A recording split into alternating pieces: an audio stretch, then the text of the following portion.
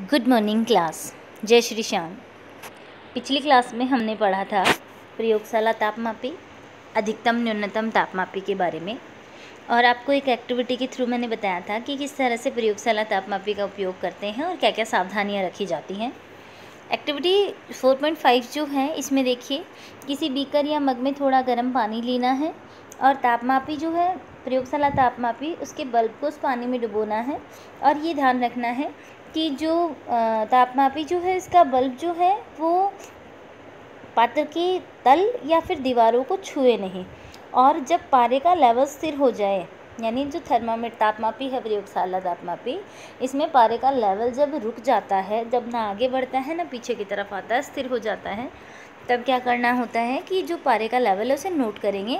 तो वो जो तापमान जो रीडिंग आएगी, वो रीडिंग होती है उस द्रव की जो हमने बीकर में डाला है।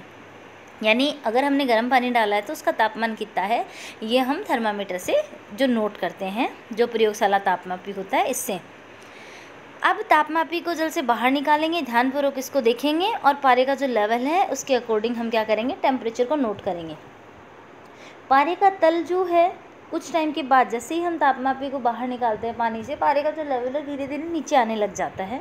इसका अर्थ यह है कि किसी भी प्रयोगशाला तापमापी द्वारा ताप का पाठ्यांक तभी नोट करना चाहिए जब उसका बल्ब जल या वस्तु में रखा हुआ हो।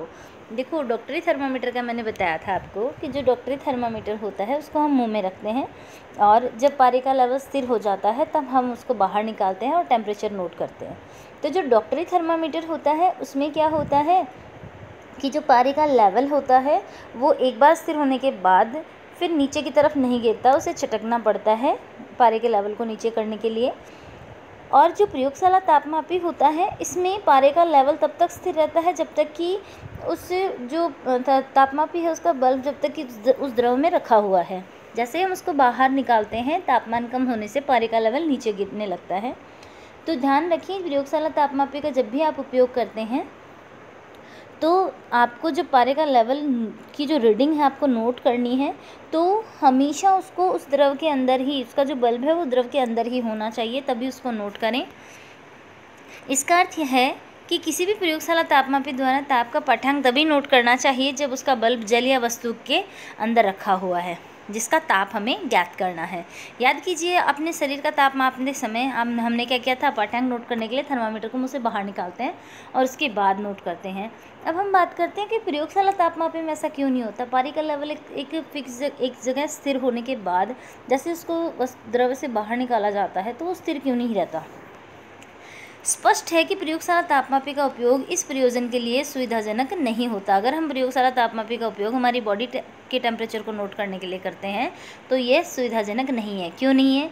क्योंकि प्रयोगशाला तापमापी को अगर हम हमारी बॉडी का टेम्परेचर नोट करने के लिए, जैसे मान लो उसके बल्ब को हमने मुँह में लिया, उसके बाद उसके पारे के लेवल को देखने के लिए जैसे हम बाहर निकालते हैं तो टेम्परेचर क्या हो जाएगा, पारे का लेवल कम आएगा और हमारी बॉडी का टेम्परेचर क्या दिखाएगा, कम दिखाएगा।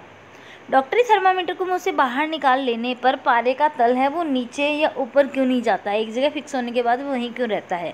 ध्यान दीजिए, इसका आंसर देखिए। यहाँ पे आपको ये जो थर्मामीटर, डॉक्टरी थर्मामीटर है, ये दिखाई दे रहा होगा। ये आगे इसका जो है वो बल्ब है और इसके बीच में आपको यहाँ दिख रहा होगा, ये है विभंग। यह पारे के तल को क्या करती है, नीचे नहीं गिरने देती, ये विभंग जो होती है। अब यहाँ पे जो बूझो है, इसकी कुछ सवाल है, ये कुछ जानने के लिए उत्सुक है कि जब तापमापी का बल्ब किसी वस्तु के संपर्क में आता है तो पारे के तल में परिवर्तन क्यों होता है। ये जो बल्ब होता है, ध्यान रखिए, चाहे डॉक्टरी थर्मामीटर हो चाहे प्रयोगशाला तापमापी हो, हम दोनों की बात कर रहे हैं कि जब भी किसी वस्तु के संपर्क में आते हैं तो पारे का लेवल जो होता है वो ऊपर की ओर क्यों जाता है। पारा जो धातु है उसकी विशेषता होती है कि जैसे जैसे तापमान बढ़ता है, पारा धातु जो होती है, पारा जो होता है वो फैलता है। ताप बढ़ने पर पारा क्या होगा, फैलेगा। तो जैसे किसी गर्म वस्तु के संपर्क में थर्मामीटर का बल्ब आता है तो ये फैलने लगता है पारा, और जितना उसका तापमान है उस लेवल तक पारा फैलेगा और फिर रुक जाएगा। और जैसे ही हम प्रयोगशाला तापमापी को बाहर लाते हैं द्रव से तो तापमान कम होता है तो पारा सिकुड़ने लग जाता है। इसीलिए जो तापमापी है उसके बल्ब को किसी वस्तु के संपर्क में लाने पर वो क्या होता है, पारे का जो तल होता है वो परिवर्तित होता है। अब देखिए इसमें आगे तापमापी में पारे के प्रयोग के विषय में अनेक चिंताएं हैं। देखिए, हमने डॉक्टरी थर्मामीटर की बात की थी, प्रयोगशाला तापमापी के बारे में मैंने आपको बताया था, अधिकतम न्यूनतम तापमापी के बारे में भी आपको बताया था। तो ये जो तापमापी होते हैं, इनमें पारा जो धातु है वो काम में ली जाती है।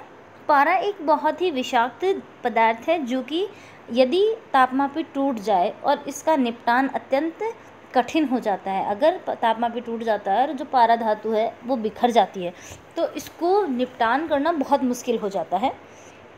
आजकल अंकीय तापमापी यानी डिजिटल थर्मामीटर है वो उपलब्ध है, जिनके अंदर पारे का उपयोग नहीं किया जाता। यहाँ पे आपको डायग्राम दिखा रखा है, देखिए चित्र दे रखा है। ये डिजिटल थर्मामीटर है जिसके अंदर क्या होता है, पारा धातु का उपयोग नहीं किया जाता। अब देखिए आप, ऊष्मा का स्थानांतरण। आपको जैसा कि शब्द से ही समझ में आ रहा है, ऊष्मा का स्थानांतरण, ऊष्मा का एक स्थान से दूसरी स्थान पर स्थानांतरित होना। आपने ध्यान दिया होगा, जब चाय बनाते हैं तो हम बर्तन में पानी डालते हैं तो वो ठंडा होता है और कुछ टाइम के बाद वो गर्म हो जाता है। ऐसा क्यों होता है? जैसे ही हम उस पर गैस पे रखते हैं तो जो उसकी ऊष्मा है वो उस पात्र से होते हुए जल में आती है और जल गर्म हो जाता है। तो यहाँ पे ऊष्मा का क्या होता है, स्थानांतरण होता है।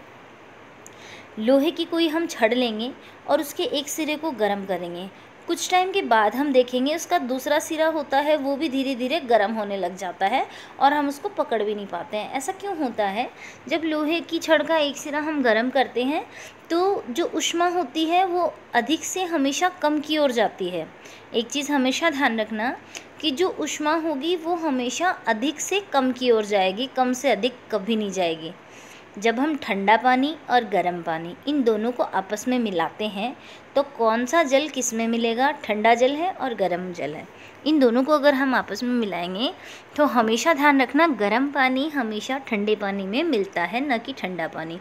क्यों? क्योंकि गर्म पानी की ऊष्मा क्या है, ज़्यादा है, और ठंडे पानी में ऊष्मा क्या है, कम। तो ऊष्मा हमेशा अधिक से कम की ओर आती है, तो गर्म पानी जो है वो ठंडे पानी में मिलेगा। अब देखिए, संभवतः आपने देखा होगा कि जब किसी बर्तन को ज्वाला पर रखते हैं तो वह तप्त हो जाता है। इसका कारण यह है कि ऊष्मा ज्वाला से बर्तन की ओर चली जाती है, यानी ऊष्मा का क्या होता है, स्थानांतरण। जब बर्तन को ज्वाला से हटा लेते हैं तो वापस ही धीरे धीरे ठंडी हो जाती है। अब ठंडी क्यों होती है? उस वस्तु से ऊष्मा उसके चारों ओर के वातावरण में फैल जाती है और उसका तापमान हो जाता है कम। यह ठंडा क्यों हो जाता है? ऊष्मा बर्तन से परिवेश की ओर स्थानांतरित हो जाती है। इस प्रकार आप समझ सकते हैं कि दोनों स्थितियों में ऊष्मा गर्म वस्तु से ठंडी वस्तु की ओर प्रवाहित होती है। परिस्थितियाँ चाहे कोई भी हो, हमेशा ऊष्मा का प्रवाह अधिक से कम की ओर होता है। अगर हम किसी बर्तन को और गैस पे रखते हैं, ज्वाला पे रखते हैं, तो क्या होगा, उसकी ऊष्मा, उस ज्वाला की ऊष्मा उस बर्तन में रखे द्रव को क्या कर देगी, गर्म कर देगी, यानी अधिक से कम की ओर। और जैसे ही हम उसको हटा के बाहर छोड़ देते हैं खुला, तो उस पात्र से ऊष्मा वातावरण में चली जाएगी, क्योंकि पात्र में ऊष्मा ज़्यादा और वातावरण में ऊष्मा, उसके चारों ओर परिवेश में ऊष्मा की मात्रा उसकी तुलना में कम होती है। तो ऊष्मा का स्थानांतरण होता है इस तरह से। इसीलिए वस्तुएं गर्म और ठंडी होती हैं। वस्तु गर्म कब होगी? जब ऊष्मा उस वस्तु के अंदर प्रवाहित होगी, और ठंडी कब होगी? जब उसमें से ऊष्मा दूसरी जगह स्थानांतरित होगी। ठीक है। अब देखिए, वास्तव में ऊष्मा सदैव गर्म वस्तु से अपेक्षाकृत ठंडी वस्तु की ओर प्रवाहित होती है। ध्यान दीजिए, यहाँ पे पहली जानना चाहती है, क्या इसका अर्थ यह है कि यदि दो वस्तुओं का ताप समान हो तो ऊष्मा स्थानांतरित नहीं होगी? बिल्कुल नहीं होगी। अगर दो द्रव हैं और दोनों का तापमान समान है और उनको अगर हम आपस में मिलाते हैं तो उनमें आपस में ऊष्मा का स्थानांतरण नहीं होगा। क्यों? क्योंकि दोनों में ऊष्मा की मात्रा बराबर है। अगर उनमें ऊष्मा, तापमान में उनमें अंतर हो, ठीक है, दो द्रव हमने लिए, एक का तापमान कम हो और एक का ज़्यादा हो, तब ऊष्मा का स्थानांतरण होता है। यदि दो वस्तुएं हैं और दोनों में ताप समान है तो ऊष्मा का स्थानांतरण नहीं होता। अब हम बात करते हैं कि ऊष्मा किस तरह से स्थानांतरित होती है। यहाँ पर एक एक्टिविटी दे रखी है 4.6। इसमें देखिए, हम क्या करेंगे, लोहे या एल्यूमिनियम की कोई छड़ लेंगे, धातु की बनी हुई चपटी पट्टी लीजिए। देखो यहाँ पे आपको दे रखा है डायग्राम, देखिए यहाँ पर एक चपटी पट्टी ले रखी है। ये किसी भी धातु की हो सकती है, लोहे की हो सकती है, एल्यूमिनियम की हो सकती है, किसी भी धातु की ये पट्टी है। इस पर क्या कर रखा है, मोम के छोटे छोटे टुकड़े चिपका दिए। ठीक है। ये यहाँ पे फर्स्ट है, ये सेकंड है, थर्ड, फोर्थ, फिफ्थ, जितने भी टुकड़े आप लगा सकते हैं थोड़ी थोड़ी दूरी पे मोम के टुकड़े लगा दिए। और इस धातु की छड़ का एक सिरा क्या किया, 2 ईंटों के बीच में यहाँ पे रख दिया, और जो दूसरा सिरा है उसके नीचे मोमबत्ती जला के रख दी। अब हम देखते हैं कि जैसे ही हम मोमबत्ती जलाते हैं उसके कुछ टाइम बाद मोमबत्ती के आगे जो मोम का टुकड़ा रखा हुआ है वो पिघलकर नीचे गिर जाता है, उसके बाद उससे अगला और उसके बाद उसके आगे का सिरा। तो यहाँ पे जो क्रम से एक के बाद एक मोम के जो टुकड़े हैं वो पिघलकर नीचे गिर रहे हैं, वो ये दर्शा रहे हैं कि जो ऊष्मा है उसका चालन हो रहा है। जहाँ हमने जिस सिरे पर हमने मोमबत्ती लगा रखी है उधर से और दूसरे सिरे की तरफ ऊष्मा का प्रवाह हो रहा है, यानी अधिक से कम की ओर। तो जैसे जैसे ऊष्मा इस जो लोहे की जो छड़ बनी हुई है, जैसे जैसे इसमें से ऊष्मा आगे की तरफ जाती है, ये पट्टी गर्म होती जाती है और गर्म होने से ये जो मोम के टुकड़े हैं ये क्या होते हैं, पिघलकर नीचे की ओर गिरते हैं। तो इससे यह प्रूफ हो रहा है कि जो सिरा हमने मोमबत्ती के ऊपर रखा हुआ है वहाँ ऊष्मा ज़्यादा है और दूसरे सिरे की तरफ कम, तो ये अधिक से कम की ओर जा रही है और धीरे धीरे ऊष्मा स्थानांतरण होने के कारण मोम के टुकड़े क्रम से पिघल रहे हैं। इस तरह से जो ऊष्मा का स्थानांतरण होता है और ये जो विधि होती है इसे हम कहते हैं चालन विधि। तो आपका आज का जो क्वेश्चन है वो आपका ये है कि प्रयोग द्वारा ऊष्मा के स्थानांतरण की क्रिया को समझाइए। ठीक है, तो आपको क्या करना है, ये जो एक्टिविटी है 4.6 ये आपको करनी है। ऊष्मा स्थानांतरण की जो स्थानांतरण की जो प्रक्रिया है उसे एक प्रयोग द्वारा समझाइए। तो आपको ये एक्टिविटी करनी है और ये डायग्राम बनाना है, ये एक ही क्वेश्चन आपको करना है और कल इसी टाइम तक आपको जो होमवर्क है आपका सेंड करना है। Thank you.